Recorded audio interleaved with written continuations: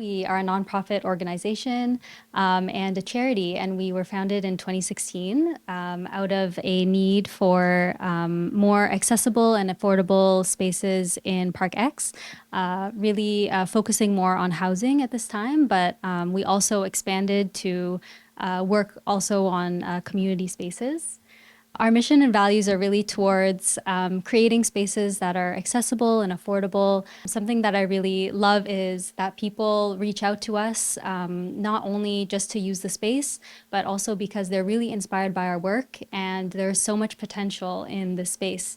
It's really about building relationships, and so people come to us and they meet new people, they develop new projects, and so many new ideas grow from just visiting our space. Our main mandates are for building affordable housing and community spaces. And so these are two of the buildings that we own. We have a cultural center, the space, which we acquired in 2021, and also our housing project, which is in development, which we acquired in 2020. This is a bit more about the different organizations and groups that come together to use our space and the different activities that we do. So we have residents and long-term tenants that are in our space. So we have two upstairs and one in the back. And so they are the long-term tenants. And then we also have space users that come in and use the space on a regular basis. We offer our space by donation, which is really great for a lot of groups that don't have access to affordable spaces in the city. And so often for groups that are grassroots or volunteer-led, this is really great because it also allows them to grow alongside us. And so we also do collaborative programming. So this is where we co-create programs and initiatives with other organizations that are in our network. So we've come up with things like immigration workshops, dance classes, many different initiatives and projects. And then we also have in-house programs. So these are some examples. We have some mutual aid initiatives. We also have some support groups. This evening we have food stories, so that's the community dinner, which is a really lovely gathering. And something to also look out for is our Monsoon Festival, which is on the 28th of June, 24th of June. And it's a really big festival. Last year we had like 200 people, and it's in the park just in front of our space. This is our team. We're quite a small team, but we have a really great impact, and we're quite collaborative. So we work with our board members, we have our steering members who we often reach out to. We also have many voting members and a large community of volunteers that we often work with and that get involved in our work. And so this is our timeline. I won't get into everything, but so we were established in 2016 as a nonprofit. In 2017 was our first community bond campaign. And so this made us Canada's second largest and Quebec's largest community bond provider in the residential sector. We also have received many different funding and grants to support our projects and programs over the years. We also acquired our housing project in 2020. We acquired this space in 2021. We've organized over 250 activities in this space with our partners and collaborators. So I'll pass it on to Faiz to talk a little bit more about our model and our context. Thank you so much. So yeah, brick by brick, I think if you ask anybody in the city, you'll get a variety of different answers about like what we are and what we do. But one thing everyone will say is that we're really unique and we're really special. The organization started in 2016, but the people who were the founders, myself and my friends at the time, we had worked in the community sector, in the art sector, and in activism, and we realized that there's all kinds of different social problems in our cities and in the world. But fundamentally, if we want to be able to get a handle on that, we need to solve the housing problem because low-income people pay most of their income in rent. And so if they can't have stable housing, they can't afford it, then they can't organize, they cannot fulfill their full potential. That's what really anchored our work in housing. We're not a housing group, we're a social change group, but you can't get away from housing if you want to change the world. We're under construction for our housing project, finally. It was a steep hill to climb because of the stakeholders, the city, and the government. Um, and one of the compromises we had to make was that we could not include a community center in the housing project. And for us, like I said, housing and community organizing are inseparable. So we thought, well, we're not going to give up.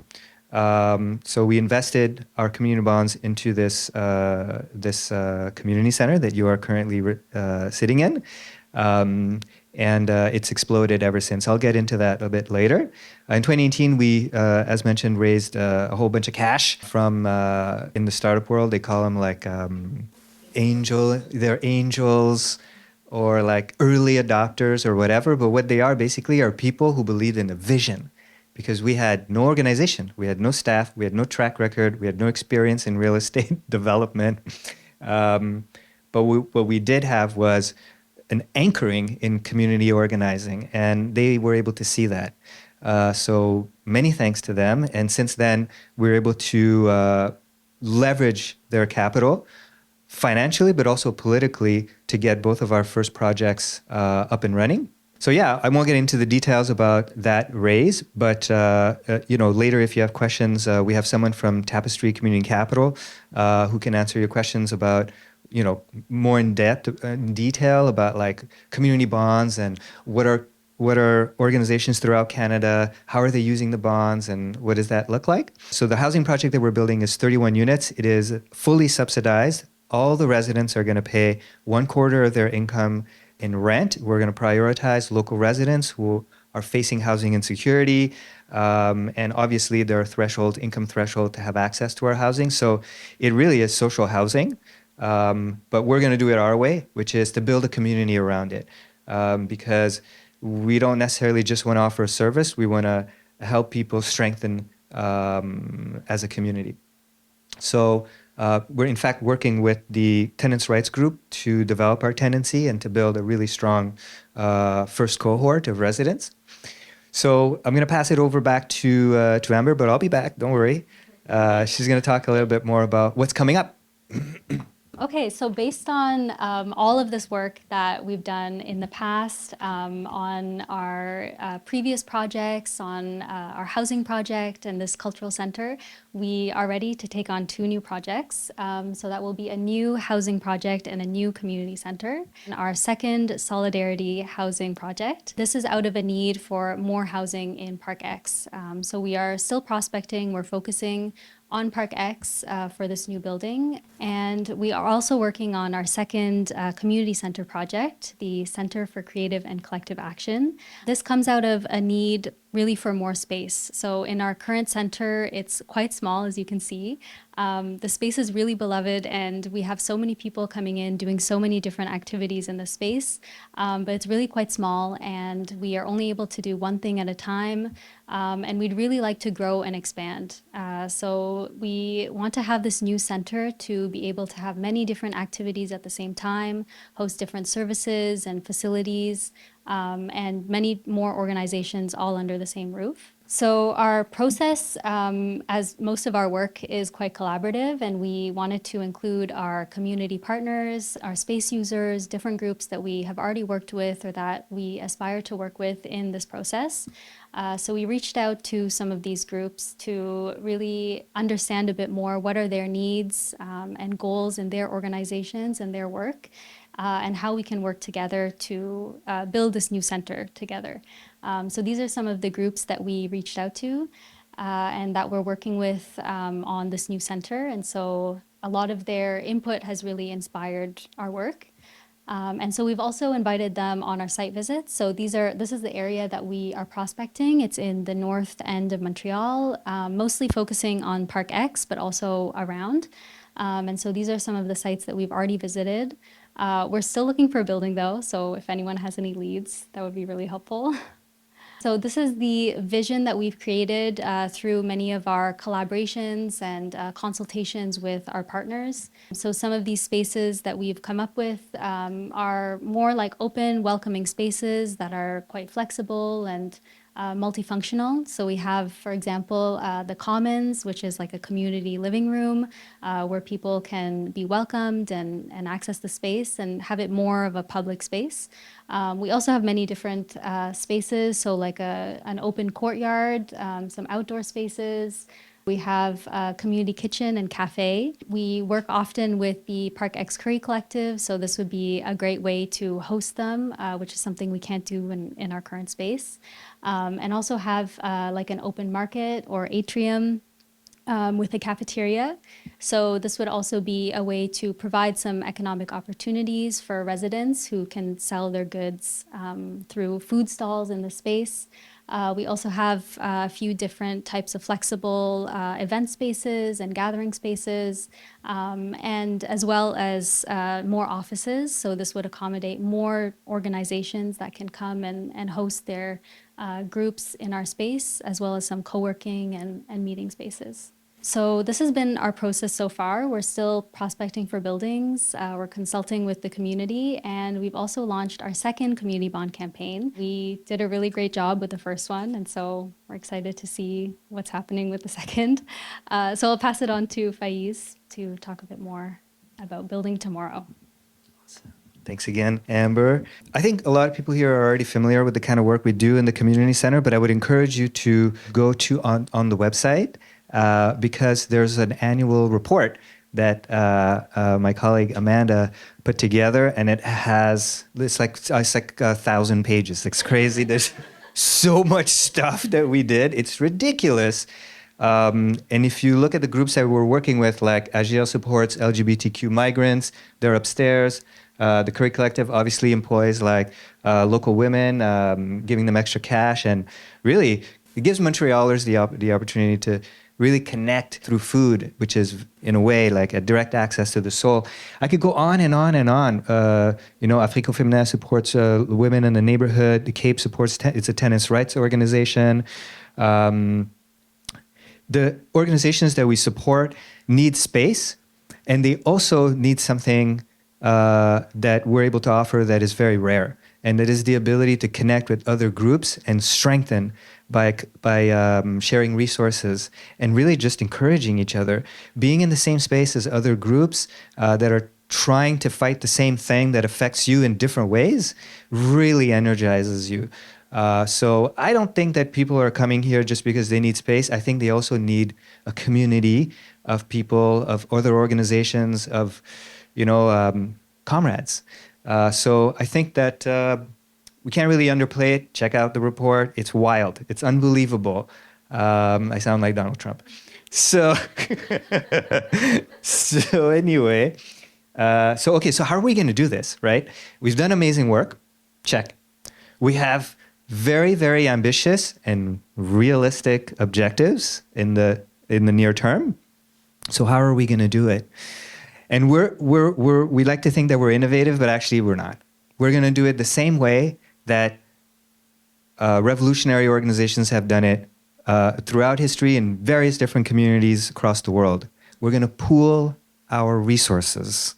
We're going to bring all the diverse people from our community and get them to move some of their money away from the banks, which actually fund the developers and then the wars and then the horrible things, and to move that money into something that is, quite secure and has a very tangible, concrete local impact, which is our buildings. So there's a tool that nonprofits use in Canada now that's very popular. When we first did this, it was like, what the hell is this? But I'll still go over it. It's called a community bond.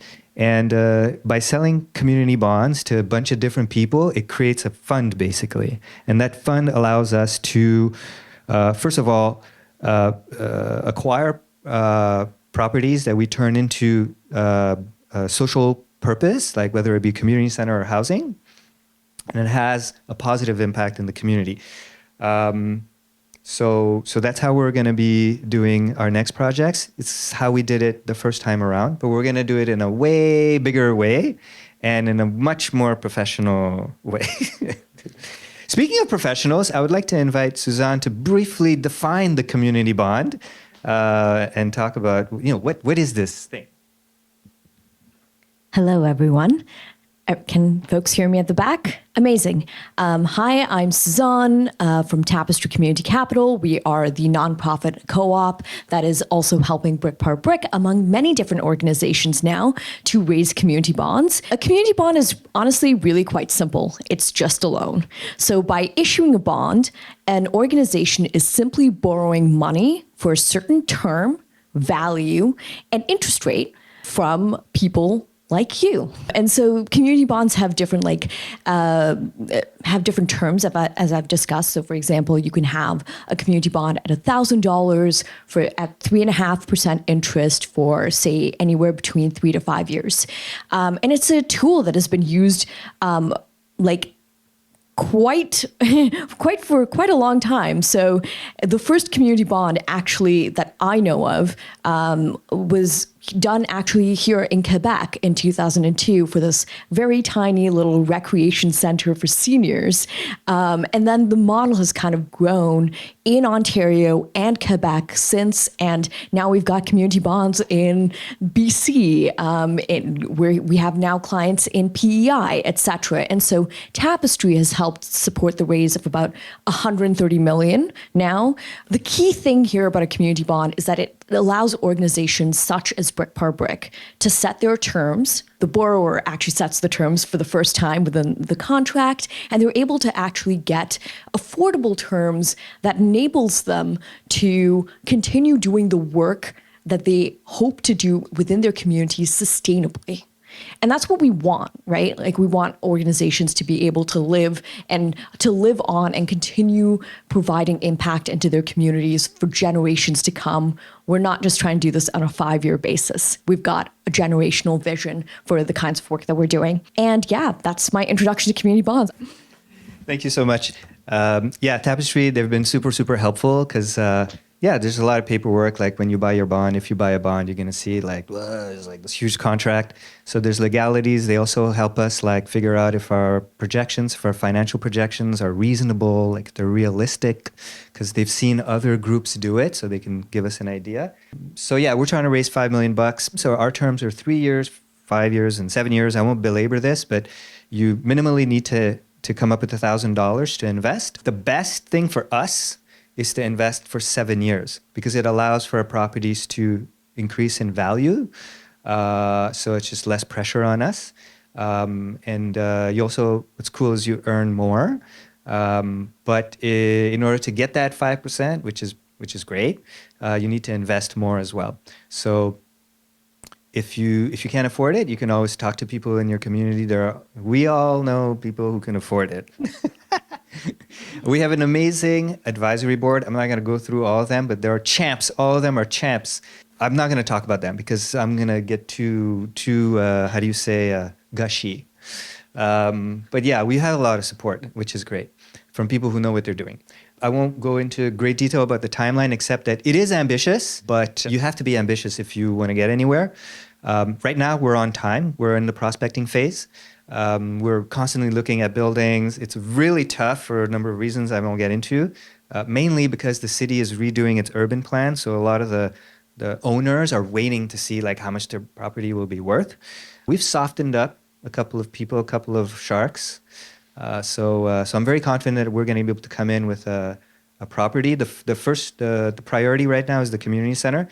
It's just bursting. Even just today at our team meeting, Armand, who runs the mutual aid group, was saying that he's having a hard time booking space because there's just too much demand for the space, and we can't do large scale things. It's a small room, and there's people calling us that want to rent office space, but we don't have space anymore. So again, I won't go into the details about the financials, but when you hit the invest button, you're going to get an email that has an investor package if you haven't already gotten it. And in the investor package is a business plan with a brief summary of the financials.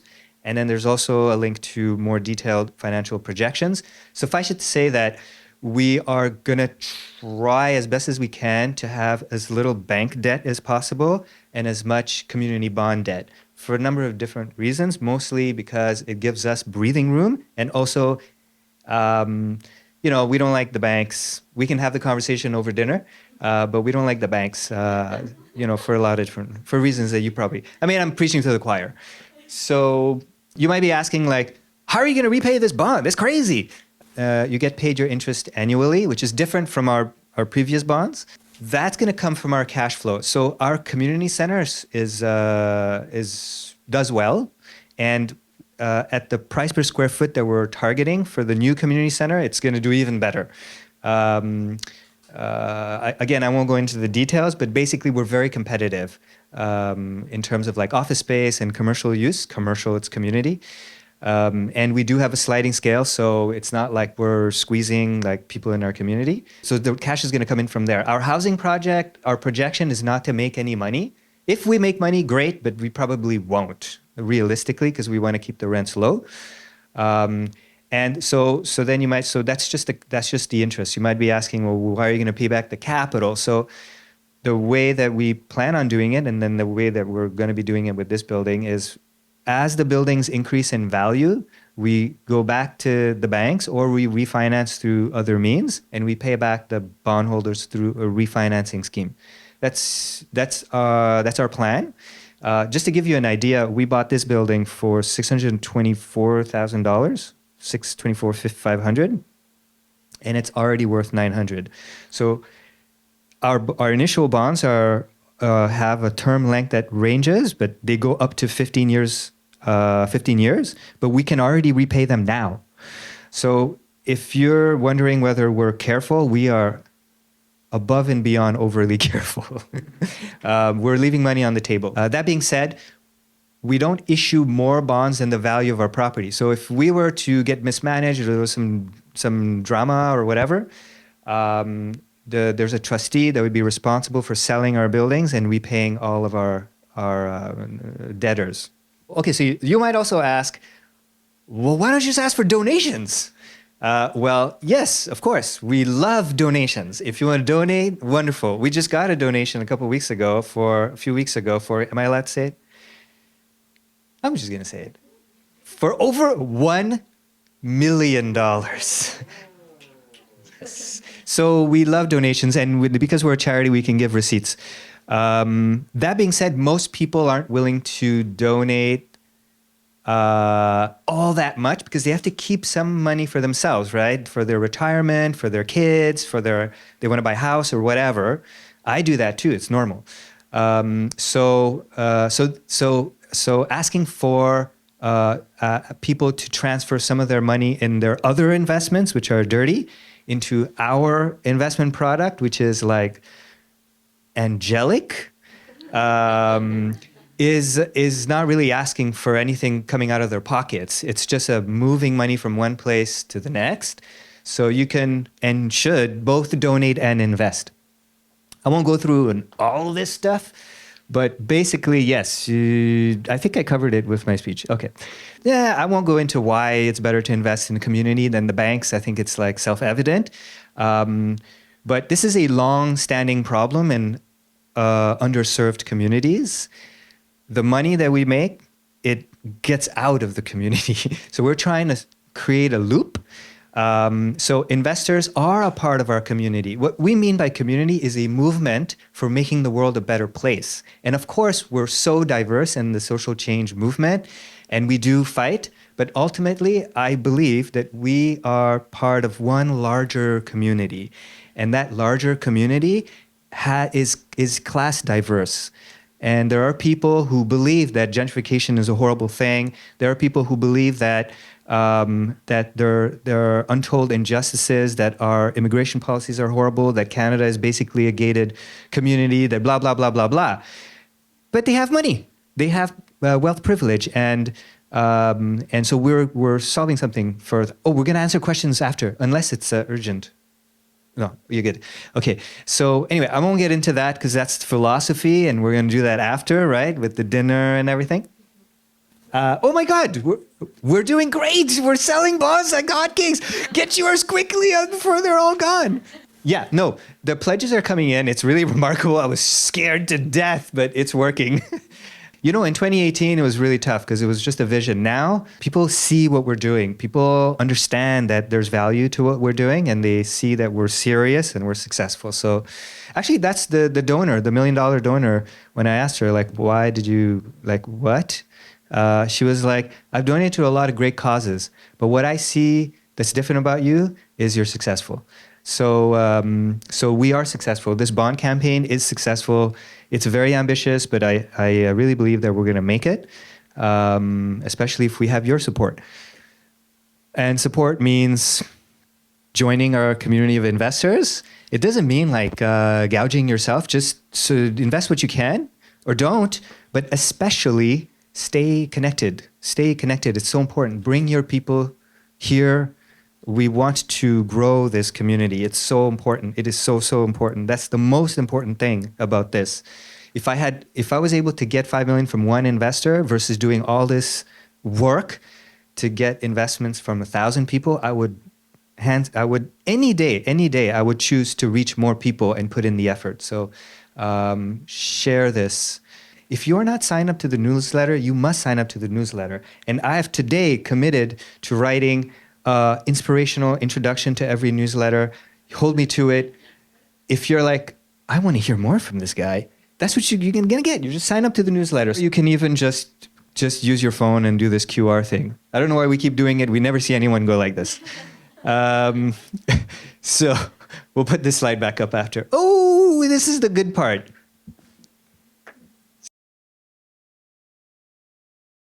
When you said it earlier, when talking about when you deal with a bank, it leads the community. Not only does it lead the community, it goes directly in the hands of wealthy, owning, ruling class, and they just keep it. They just keep it. They put it in their pockets, and they use it for their own disgusting purposes. And that's what I'm most against. Amen. Amen. Actually, I invite everyone here to ask their banker, where's my money invested? And you would be shocked. Even ESG, like environment, sustainable governance, whatever, equitable, organic investment products are also really weird, you know? So, and their argument, yes? Oh, I didn't want to interrupt. You know what? I'm glad you did, because I was going to go on. I was really going in the wrong place, in the negative place. So thank you. Okay, do we have any other questions? I have a couple of questions. Yeah. One is, when does the community bonds campaign end? Like, does it have a date, or is it when you sell out of the bonds, does that end? Yeah, so this is a kind of like a 2025 campaign. Okay. We really are putting a lot of our energy into raising as much money as we can by the summertime so that we can stay on track with our timeline. Because when you buy a building, it's easier to compete with the nasty developer if you can tell the owner, I have the money. As opposed to, I promise I'm going to get the money. We're doing this campaign. There's like all these investors. Like it's so innovative. And it's like, what the hell is this? You know? So it is important to invest earlier. If you're not quite ready in this instant and you're like, oh, I wish I had a little bit more time to save up, that's okay. Just hit the invest button, fill out the form so that you're in our database. And then if there's like a really crucial period, I will personally call you and say, okay, it's now. So the earlier the better, and certainly, you know, ideally really before, you know, the end of the summer. I would invite everyone to shoot to invest before our monsoon festival, because I want to make an announcement at the festival, which is June 24th, to say, oh my God, we've raised everything. I just have one more wait, question. yeah. Sorry, I was just also wondering about issuing bonds. Forgive me. Do you have to go through a bank in order to issue bonds, or is it like this is completely, there's no bank involved whatsoever? That's just the last question. There is no bank involved whatsoever. So a community bond is also a security, right? So this operates under securities laws here in Canada, where nonprofits, charities, and co-ops, nonprofits and charities under federal law actually have the right to go and issue a community bond on the private exempt market. So they operate under an exemption called the prospectus exemption, which is, and the formal title of the law is called National Instrument 45-106. And Section 2.38, if you really, really care about reading the law. I've read this too many times and I've said it too many times, which is why I know. But in essence, it does enable legally an organization like Brique par Brique to do this without going through the banks or anything. So when you invest in Brique par Brique, what basically happens is that your money goes from your bank account via a payments process, this company called Zoom Rails, and then goes into Brique par Brique's bank account. Yeah. So you to Brique par Brique. Just a tiny intermediary, even Tapestry isn't involved in that transaction. Yeah. Yes, slowly, we're going to get rid of the banks. Yeah. When you think about housing projects, how do you think about like building new housing versus acquiring a building and kind of like protecting it? That's a good question. So the question is, do you, like, what's the difference, or how do you think of, say, acquiring an existing property and protecting it or taking it off the market versus building a new property? It's really just about the opportunities that are presented. So ideally, we would love to take existing property off the market. But if there is, and when there is an opportunity to build new units, we would definitely favor that. Because although like there's a consistent turnover of old stock of housing, that old stock is essentially affordable housing. In fact, it's sometimes really cheap. Once it gets sold, then the new owner gets rid of the tenants. Oftentimes will use like nefarious means to do so. And then they up the rents. But until that happens, it's kind of like safe. It's not safe forever. So in the long term, we would like to do this. There's an organization called Solid. That's their focus. That's their angle. But we have a few opportunities here that we want to make sure that we can, to take advantage of, to build new units.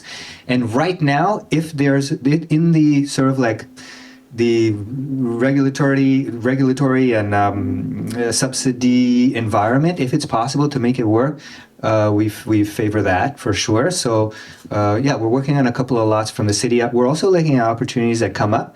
If we're not able to purchase an existing building because financially it doesn't make sense, immediately I send the file, because we have access to like the broker data. We send the file to Amy from the Cape, and then they focus on that building to inform the residents of that building that you have the right to keep your apartment. If you have a problem with your new owner, come talk to us. All these things, because before we were doing this, they would just randomly go, but now they're able to get insider information. Does that answer? Yeah. And then, yes, over here, yes. I have a million questions, but oh no, that's I have okay. To choose Fire away. The first one is: do you only sell bonds to individuals or to businesses as well? We do sell to organizations and businesses. You don't have to be an individual. Yeah. Oh, okay. And I want to know about the community engagement, but maybe I'll talk to you after. Community engagement is a good question. Yeah, Maybe okay. Amber can take it. Maybe... Yeah, what's your question? Well, how do you engage the community so that you can actually have so many angel investors believing in you? How do we do what we do was a huge question. Oh my God. In a nutshell, we really, really try as best as we can to go beyond service provision. There are other wonderful organizations that serve the community with their basic needs in terms of like filling out forms, finding their landlord, food distribution, food banks, like dealing with the legal process around domestic violence or whatever. So we support them 150%. Whenever they need something, we're there for them. So there are some. So we do a little bit of service. So we have a project called Parc-Exchange, and that basically we connect people who need something with people who are able to offer something. So we act like as a broker for mutual aid. We also have a support group for asylum seeker women in the neighborhood. But again, even then, it's not a service. It's really more like bringing people together. So the way we intervene in changing the world is by bringing people together. And we really believe that people who are directly affected by social problems, by exclusion, by marginalization, by inequality, by poverty, whatever it is, we believe that they have the solution to the problems. They are not the problem, okay? They are the source of the solution. So if they are going to be able to bring those solutions from all over the world, from their learned experience of being affected directly, they have to be taken care of, and they have to be brought together, and they have to be empowered to believe that their culture, their way of expressing themselves, their artistic propensities, their just beauty, the thing that makes them special, getting them to recognize it, to valorize it, and to connect them with people that can give them a platform. So that's like our festival. That's what it is, right? Our festival is like mostly it's all amateurs, really. A lot of them, it's the first time they ever perform anything, in front of anyone, and we bring them together through a class. They don't maybe know that our intention is to give them a platform. And then they take the class, and then we have different classes from different communities. So right now we have a DJ class, which brings together a certain set of people, and then we have a South Asian singing class. And then the South Asian singing never thought that they would be doing electronic music. The people who are doing electronic music never thought they would be doing stuff with aunties. And then I'm hoping that at least one interaction will yield to some weird thing at the festival. And we're moving the culture forward in that way. We're really trying to break the system, that's in our minds. I don't know. Ooh, okay, stop. Did you have another question? Yes, one more, smaller. How do you avoid the NIMBY attitude when you are building? Because that subsidized housing has 100%. bad rap. So okay, so this is I like this question. The biggest problem in NIMBYism isn't the NIMBYs; it's the city. It's so much easier to talk to a NIMBY if you just show them you're doing beautiful things, because the missing link with the NIMBYs is trust. It's not the thing that you're doing that they're afraid of. Like a lot of people, if you talk to them, they're against social housing. They'll be, oh, why are you doing this? And they're like, oh, we don't want more poor people here. But then if you talk to them and you're like, actually, this makes them less poor. Also, they're your neighbors. And you might be eligible. But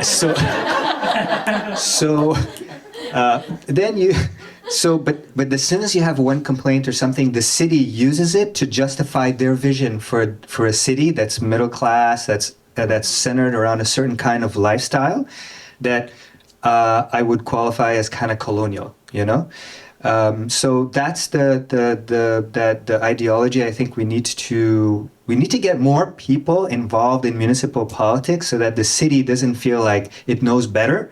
And I think that that's the main thing with NIMBYism. But we're always going to face it. Believe me, we have all kinds of people who don't like what we're doing here from all political spectrums.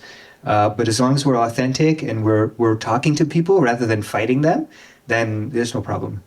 So, say I buy a 7-year bond. You said the interest is paid out annually. Yeah. Is it compounded? No, so the 2018 bonds, the old ones, they're compounded.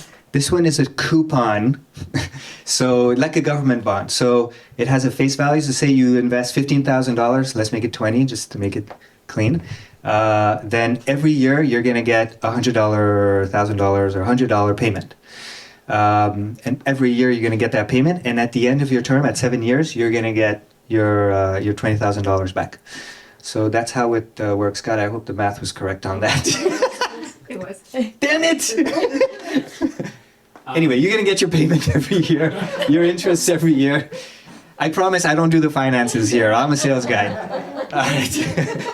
Can I ask a follow-up question? Yes. So the interest payments and the term, 7-year term, starts at a date. Yeah. What is that? How do you define that start date? Yep. And how does it differ whether you're doing, whether, as the other person asked, whether you're buying an existing building, Yeah. and then are you renovating it, and then it's from open day, Yeah. or you buy a piece of land? Is it from that date, or is it from 4 years later once you've built the thing and you open it? Yeah, it's you earn interest the day that you invest. So if you buy a bond today, you start earning interest today. Wow. Yes, it's one of the reasons why we are having a really short raise period, because we want to avoid bleeding. The amount that we earn in our savings account or whatever up until that we buy, that grace period that we have is a little bit less than what we pay out. So it's very important for us to raise the money quickly and invest that money quickly. So that's the thing. So a lot of the what we're talking about here is like ideals. Like if you look at the building, the way that it's set up, and the space that it has, and the ideal of having 20,000 square feet, it might be 15, might be 25, but the timeline is very important for us. Yeah. So, but for the investor, nothing changes regardless of when we buy the building. Yeah. There was a question back there, and I'll come back here. Yeah. You answered it, don't worry. Yeah, I did? Okay. Yeah. My question is kind of like about the too good to be trueness kind of aspect of this, which is GIC rates, I looked while you were talking, like 10-year or 5-year, they're like 3%. I get that there's the guarantee part of that, which is probably not the case with the community bond. But then I also looked at like some random bond ETFs, and those are like looking less than 5% over the trailing period. Like, how does it add up? Why aren't the evil people just putting all their money into the community bonds?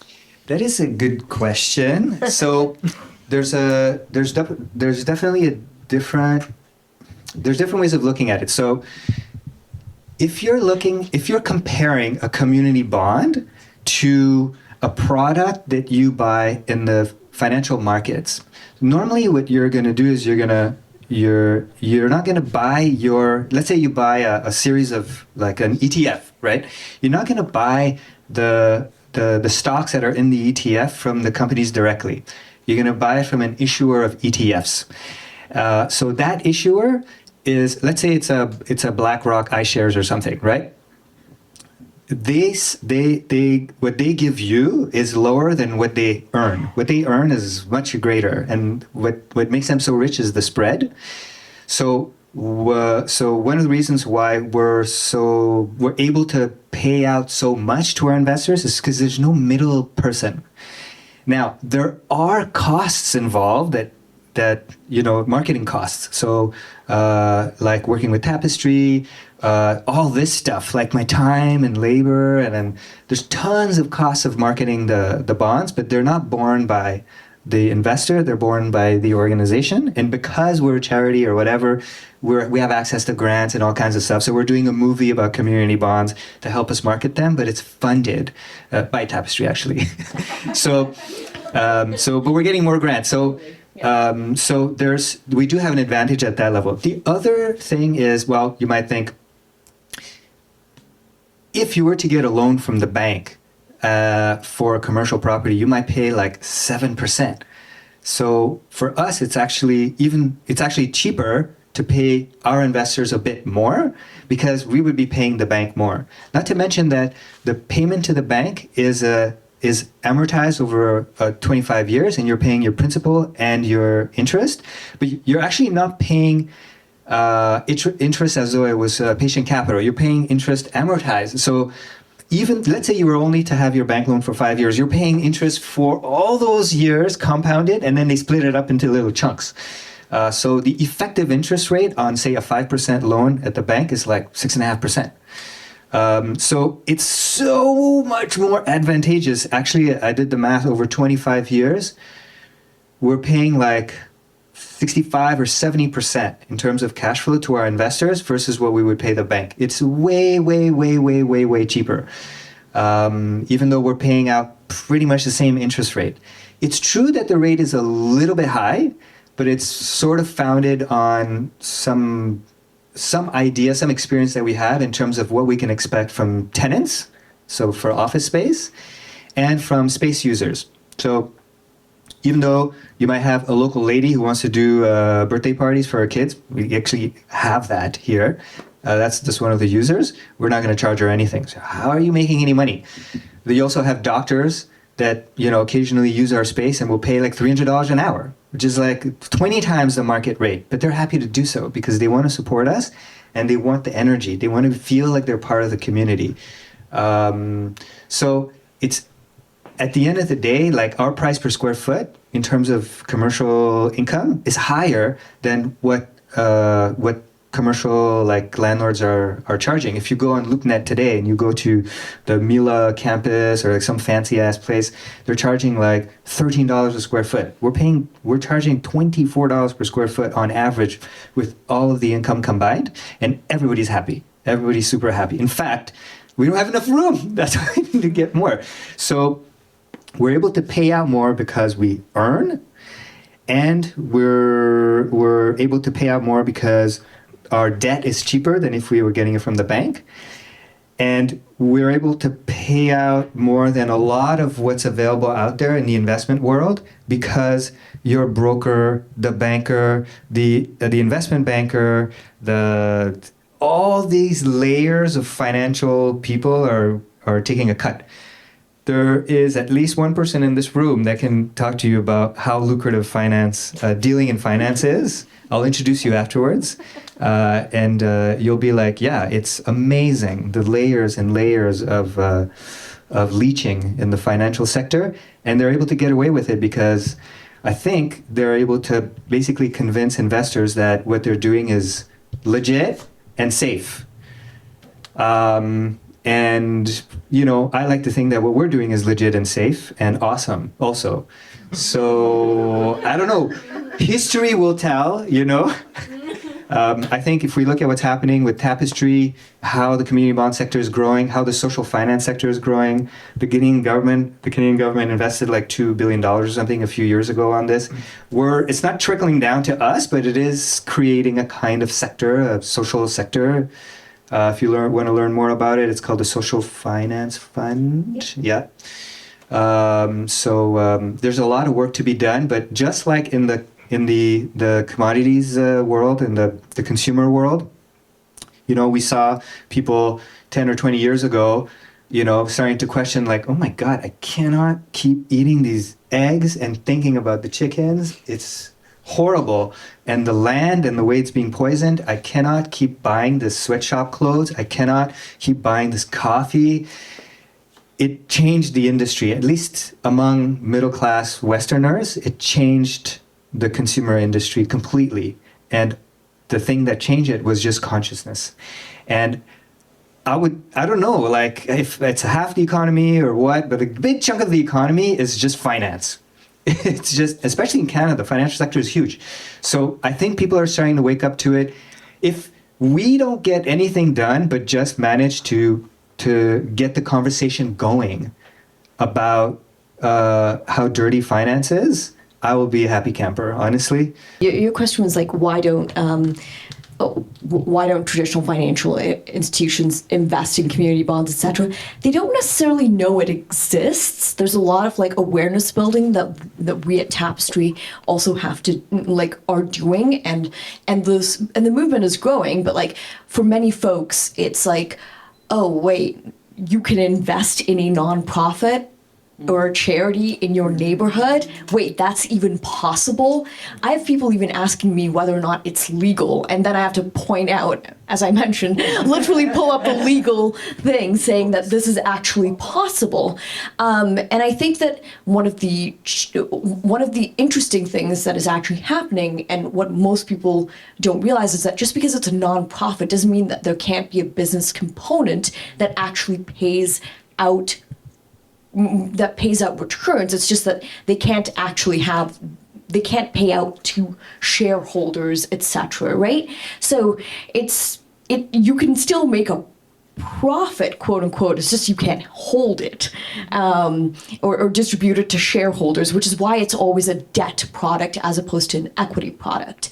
But yeah, we're working on the entire thing of like, is it safe to invest in a nonprofit? Depends. Right? Not all nonprofits should be using a community bond. There are many folks who come our way who are like, no, please don't use this. This is not for you. And you actually are no place to raise debt. You would be harming yourselves and your community by doing so. So there are also like checks and balances into that. Do you think that 3 years for the first bond gives you enough flexibility as an organization to raise a property, have enough equity as an income to pay back people? Because it seems pretty ambitious. It is. It's a good question. So the question is like 3 year. How are you going to pay people back in 3 years if Campaign is longer? the longer term? What? The first campaign had much longer terms. Yeah. So the idea behind the 3-year bond is to grow the community of investors and to make investments more accessible. So the return is lower, the minimum is lower, and the commitment is lower as well. It's only 3 years. So we really are, obviously we're going to put a stop at a certain point to selling those bonds because we really want to focus on the 5 and 7 year bonds. But we didn't want people to feel excluded because they couldn't afford the other bonds. And it's also like there's kind of like a sneaky thing behind it, which is when you bring people in and they feel invested, even if their investment is not super, super valuable to us because we need long-term investments, they believe in the project and they spread the word. And I believe that, if we're able to sell a certain number of 3-year bonds, it's going to translate into another number of 7-year bonds because they'll talk to people in their communities that are able to come in at 7 years. So, I mean, it's an experiment, obviously, the 3-year bond. It's a good question. Yeah. But yeah, we mostly want to sell the 7-year bonds and the 5-year bonds. Was there another? Yeah. How is the project on DDP funded? The project on DLP was, it was made possible thanks to the community bond campaign in 2018 because it showed the owner, they weren't even the owner yet. It showed everybody involved in housing in the sector that we were serious about what we were doing. And it gave us a little bit of wiggle room in terms of like, okay, if we need to intervene, we can put our money in. And so it gave us a seat on the table. But we didn't invest any of our own money in that because we were able to convince the city to buy the land and sell it to us at a price that we really were not expecting, which is $0. And then, say what? $1. It was $1, it's true. The city, I swear to God.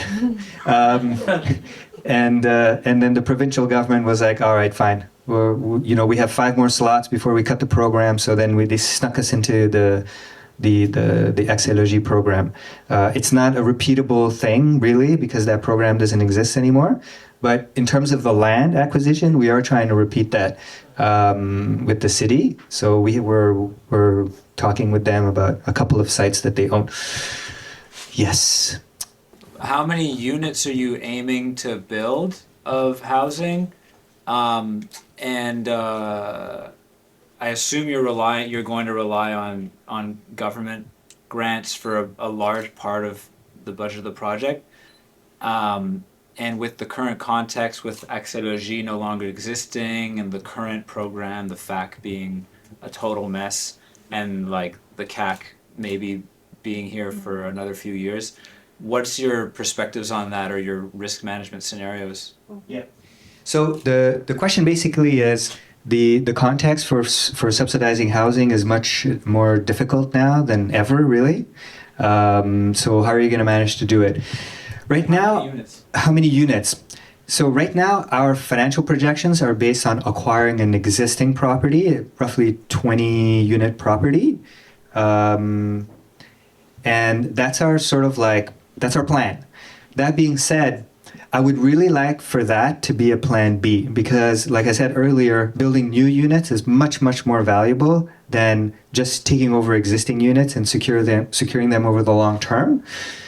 So in that regard, there are a few opportunities, and we have to think about like what are the strategic advantages that we have.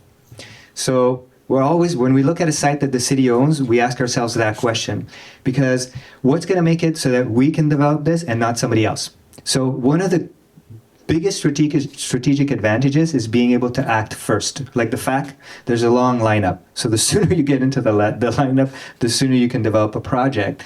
So we were discussing earlier, I think, I don't know with who, but there's in any case, there's a lot that the city owns, but it's actually 2 lots. And they're too small to develop anything at scale. In order now to build housing that's affordable, really affordable, you need to build at a large scale so that your price per unit comes down. That's the only way to do it. So for that project, there's a potential of 58 units if somebody can convince the owner of the tiny building in between the 2 lots to sell. Now, if you are Chapem or you are Rommel or whatever, you're a technocrat. But these are organizations that develop housing. They're professional organizations. They're not community groups. They're just housing development groups, nonprofit housing development groups. And so their strength really is, technical knowledge around like developing projects. And we work with them. Like our first project is done in collaboration with them. But we have a huge advantage, which is we know a lot of people and they love us. So we asked around to see, okay, does anybody know this person? And it turns out that the person that owns this building is part of the dance community. The dance community is a progressive community, like most arts communities in Montreal. And so because of who we are, they're willing to sit down with us because they mentioned in their email, like, oh, I've had offers from developers, but I wasn't considering it. So I don't know if that's what happened in her heart. I like to believe that that's why she wants to talk to us. So playing up our advantages in terms of like our impact, that's one way of getting an advantage. We don't have all the solutions, but we're smart. That's maybe why you're focusing on the community center project first. You're going to secure capital that's reliable, you know how it works, you know the finances work out, and then that could be a basis. That can be part of your risk management plan for the 100%. Having a community center that's cash flow positive definitely helps subsidizing the next project. But the main reason why we're focusing on the community center first is because this place is exploding. And at the same time, we're in the middle of a construction project. We have to like make sure that, everybody is all the contractors, everybody's doing their job and stuff. So having 2 housing projects, especially another construction project, it's going to be a lot to do at the same time. So really focusing on getting that, almost completed before we get into another adventure. I've heard a project in the States initiated by Costco, out of all people and companies. They're giving away the air above them for subsidized housing. Have you tried to get someone to donate their space? We were just having a conversation about that with Gabriel earlier. There's outlier cases like that, but in most Canadian cities, we don't go by air rights. So, for example, if you're allowed to build like 4 stories in this building, and then the building next door wants to build 8, they can buy your air rights. You can't do that here. Here it's like a quota. So you have 4, they have 4. If you don't build it, too bad. And they're not changing it. We're really connected to the city's plan because they're redoing the urban plan. It's crazy. The city's going to change enormously in the coming years, and they haven't changed that part. You can't buy air rights. So, but it's a good idea. It's a really good idea. Partnering with another, Lufa did it with Walmart. So there's definitely, we're wide open. We have an urban planner now on the team. Well, she's going to start in next week. So yeah, we're growing in two directions, right? We're getting much more developed in our community intervention and partnership development with people who are changing the world, and we're also growing in terms of our capacity to be a developer. So community economic development is community and development. So we're growing in both directions. Hopefully, we're going to come up with a solution. I know we're talking with engineers from McGill because I had this kooky idea that. No, that one. We'll talk about it after. Yeah, but it's too crazy. It's crazy. Okay, 2 minutes. One more question. As the organization expands and do you believe its core ideology will change or evolve? And if it does, how do you imagine to maintain the ideology while expanding this venture? Yeah. Ooh, that might be a nice way to close this up. So, if I understand correctly, and correct me if I'm wrong, how are you going to stay true to your values as you grow? Yeah. Grow very fast.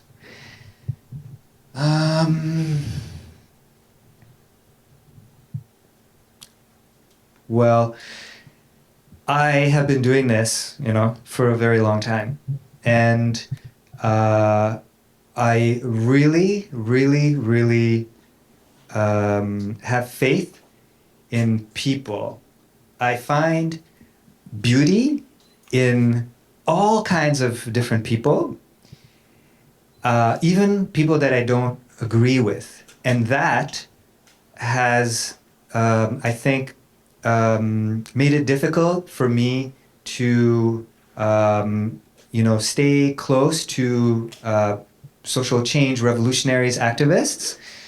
But it has opened up a whole new way for me to build a community. And the people that I surround myself with in this organization, I think, share this vision that we can make the world a better place, not just with people who know best, but really with everyone. And we can do this if we center the experience of people who are directly affected by colonialism and by inequality and by really nurturing the things that make them beautiful. So as long as we keep doing that, everything else, whether it works or it doesn't work, it doesn't matter because it means that we've succeeded. Like I said earlier, if we don't sell any bonds, but we get people to have a conversation about money, which we don't talk about on the left, really, then I think it will be an amazing success. The other thing that's really important is this organization is founded not, as I mentioned earlier, not on helping people, but on bringing people together. Bringing people together not just because it effectively lays the foundation for a better world, but also because it's fun. Everybody here is trying to have a good time. And if that discredits our legitimacy or our seriousness among an investor or whatever, it doesn't matter. We're really trying to enjoy ourselves because if you're not sure what to do in life, following your instinct and following how it feels in your body, or in other words, following what gives you a deep, satisfying, meaningful pleasure, that's what's going to be the right way to go. That's the right place to go. That's the right direction to go. So I cannot guarantee that we're going to keep our soul if we succeed. But I sure as hell hope so. Yeah. As long as people are having fun. So. Exactly. Exactly. Speaking of fun, that's what we're going to do now.